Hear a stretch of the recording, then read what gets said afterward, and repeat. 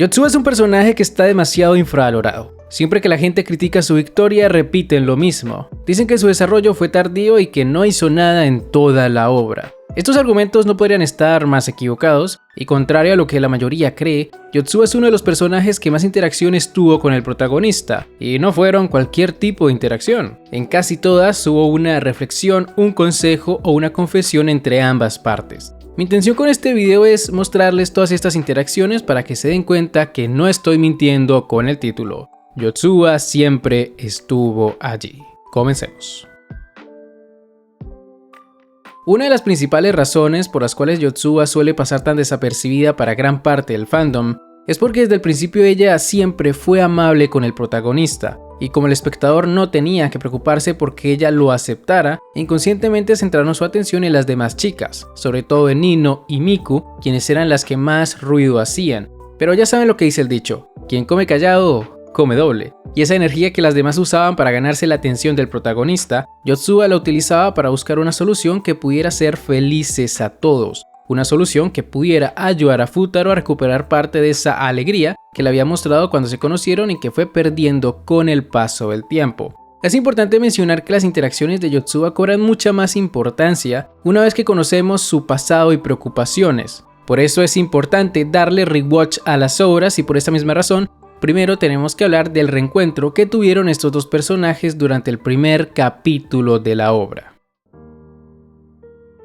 Cuando Yotsuba habló con el protagonista por primera vez, le dijo que la primera impresión que tuvo de él es que era una persona introvertida y solitaria. Esa fue una impresión bastante acertada, y si bien para Yotsuba fue impactante ver el cambio que tuvo aquel chico con el que se divirtió en Kioto, al mismo tiempo también se sintió feliz de ver que por lo menos él no se había rendido con la promesa que hicieron en el pasado. Por eso en esta primera interacción lo sigue a todos lados, incluso hasta los vestidores de hombres, porque ella quería comprobar en qué clase de personas se había convertido el protagonista. La sonrisa que le hace una vez Futaro le regresa a su examen, más que una muestra de estupidez, es un intento por recordarle a aquella niña del pasado, aquella que siempre se la pasaba sonriendo. Este intento desgraciadamente no dio frutos, pero tal y como vemos más adelante, cuando Ichika le pregunta cuál es su razón para estudiar, Futaro recuerda la sonrisa de dicha niña. Recuerdo que pasaría a convertirse en una especie de obsesión cuando se entera que esa niña es una de las hermanas Nakano. Pero nos estamos adelantando demasiado.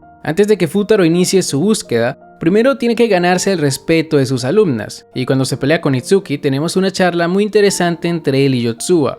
Como el protagonista se encontraba muy preocupado por perder su trabajo, le preguntó a Yotsuba qué haría si una de sus hermanas reprobara el año, a lo cual ella le respondió de forma muy seria que repetiría ese año con ella. En esta escena pudimos notar dos cosas. La primera es que Yotsuba ya nos estaba dando pistas de lo que le había sucedido en su escuela anterior, y la segunda es la confianza que ésta le tenía al protagonista, porque a pesar de que le dijera que llegaría a esos extremos por sus hermanas, también le dijo que confiaba plenamente en él para que eso no sucediera. Esta es una confianza que se hace aún más notoria con el paso del tiempo, sobre todo cuando rechaza al equipo de baloncesto. Según Yotsuba, ella no podía jugar con ellas porque había alguien que la estaba apoyando a pesar de no tener talentos y no quería defraudar a dicha persona. Este rechazo sería escuchado por el propio Futaro, y es una decisión que cobra mucho más sentido cuando se nos revela que la razón por la cual fue expulsada de su escuela anterior fue por dedicarle más tiempo a los deportes que al estudio. Y asimismo ella tampoco quería decepcionar a Futaro por segunda vez. Ya lo había hecho cuando incumplió su promesa de darlo todo por los estudios,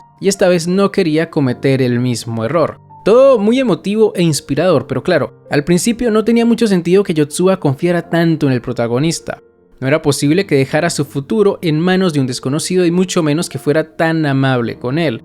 Había algo que nos estaba faltando para poder entender estas actitudes, y la respuesta a dichas incógnitas llegaría cuando ella le reveló a modo de broma que lo hacía porque él le gustaba. Debo decir que Neji es muy buen escritor, porque aquí nos reveló de forma muy sutil lo que estaba sucediendo con esta chica. En primer lugar, Yotsuba nunca fue buena para mentir, y eso siempre se dejó a la vista de todos. Cuando tenía que afrontar algún problema, por lo general intentaba eludirlo, y cuando tuvo esta supuesta confesión falsa, ¿qué creen que hizo? Como era de esperarse, salió corriendo del lugar antes de que su mentira fuera expuesta. Y entender este comportamiento de Yotsuba prácticamente nos reveló que ella era la niña que el protagonista había conocido en el pasado, porque no era posible que se hubiera enamorado de él a primera vista. Su interés se había visto desde el primer instante en que recogió su examen, y por ende la única explicación creíble es que se hubieran conocido de antes, y en efecto, así fue. De hecho, como dato curioso, en el one shot de este manga, es en donde Miku tenía coletas y no usaba audífonos, cuando Yotsuba fue a entregarle su examen a Futaro, se le vio bastante nerviosa cuando lo llamó Uesugi. Esto fue algo que Neji cambiaría más adelante cuando el manga obtuvo la serialización, y es entendible que lo hiciera porque había dejado las cosas demasiado obvias. Luego de esto, llegaríamos al arco del campamento.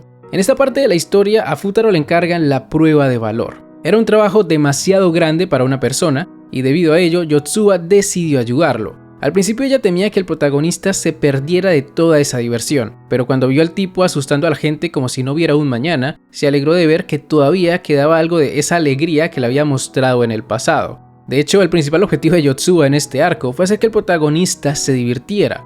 Por eso le habló tanto sobre el folleto del campamento, y por eso planeó todo tipo de actividades que podrían gustarle, experiencias que el propio Futaro atesoraría luego de casi morir por culpa de un resfriado. Hasta aquí ya se empiezan a notar más o menos las intenciones de Yotsuba, así como también sus sentimientos, pero claro, una vez termina el arco del campamento, es donde empiezan los verdaderos problemas y la lobotomía en el fandom, porque como muchos solo vieron el anime, se cree en el cuento de que Yotsuba no hizo nada durante la mayor parte de la historia. Genuinamente creen que a ella la metieron de manera forzada como interés romántico del protagonista, cuando no es así. Mientras que en el anime adaptan la cita de Yotsuba sobre el final de la segunda temporada, en el manga esta cita tiene lugar en el capítulo 36, justo después de que Futaro le preguntara a la chica si alguna de ellas lo había conocido en el pasado. Es decir, en términos de anime, la cita debió ocurrir en el capítulo 2 de la segunda temporada, no en el 10. Y es que en el capítulo de la cita pasan muchas cosas, de las cuales la mitad fueron omitidas en la adaptación animada. Aquí es donde Futaro empieza a darse cuenta de que Yotsuba renunció a su propia felicidad, no sabe qué es lo que quiere o prefiere no pensar en ello. Y es un problema del cual él empieza a hacerse cargo una vez conoce el pasado de la chica. De allí que tuviéramos más adelante esa escena en el parque de diversiones en donde ambos se estudian a solas. Pero volviendo con el tema de la cita, este es un capítulo en donde hay mucha tensión. Por momentos Futaro ve a la niña de su pasado en Yotsuba, y por parte de la chica ella se siente muy avergonzada de tener que cambiarse en frente del protagonista para poder engañar a Ichika y a Miku. Cuando finalmente logran escapar de ellas, tenemos el momento que definiría de forma contundente el desenlace de este manga, la charla en los columpios. A lo largo de la cita, Yotsuba había llevado al protagonista a todo tipo de lugares que le gustaban a sus hermanas, lugares que no estaban para nada mal, pero que al mismo tiempo no terminaban de convencer al protagonista. Futaro no se sentía del todo cómodo en esos lugares, pero la cosa cambia cuando llegan al lugar favorito de Yotsuba, los columpios. Al principio ella no quería que se quedaran allí, porque no lo consideraba un lugar apropiado para una cita, pero Futaro le dijo que estaba bien porque finalmente habían llegado a un lugar que le gustaba a ella, no a sus hermanas, a ella. Y lo más importante es que ese era un lugar en donde ella podía ser sí misma sin tener que estar atada a nada ni a nadie. Cuando Futaro la vio saltar del columpio, no quedó impresionado solo por el salto que ella dio, sino porque por unos breves instantes pudo ver a la verdadera Yotsuba. Por esa razón la cita en los columpios es muy importante. Hasta tengo un video hablando sobre este tema en específico, y eso es porque Futaro nunca se olvidó de ese día. El hombre siguió practicando su salto hasta que finalmente logró llegar tan lejos como Yotsuba, aunque irónicamente cuando intentó mostrarle su progreso a la chica, la cadena se rompió y casi se mata, pero la intención estaba allí y eso es lo que cuenta. Él quería declarársele en su lugar favorito y lo hizo, aunque claro, se le fueron un poquito las luces al pedirle matrimonio tan rápido.